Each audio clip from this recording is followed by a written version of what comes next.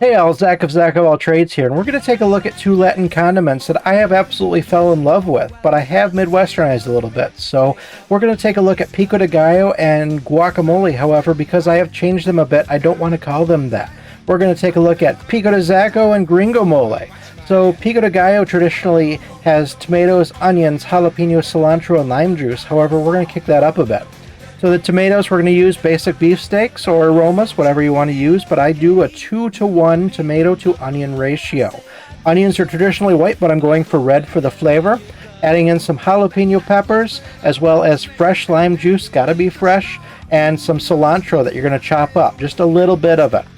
Salt and pepper to taste, and then I like to add in just a little bit of toasted cumin, as well as just a pinch of sugar or agave for that little bit of sweetness. My culinary instructor school said a little bit of sweet in your savory or a little bit of salt in your sweet will take you to the next step, and it sure does.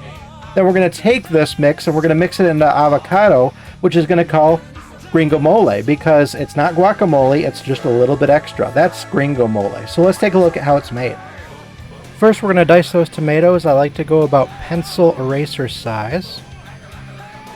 Then we're going to dice our onions as well, going the same size as the tomatoes. Next, we're going to add in some jalapenos, kind of a fine dice, a little bit smaller for those. Now we add some lime juice. We're going to chop up the cilantro, and then we're going to mix that in as well as get our seasonings. Remember, it's cumin, salt, pepper, a little sugar, or agave. One of the tricks to a good pico is making sure it sits for a little while to get a marinade, almost like a ceviche, so that's what you want to do. Now we're going to clean up those avocados, and we're going to get all that good stuff out of there, then give them a little bit of a mash up.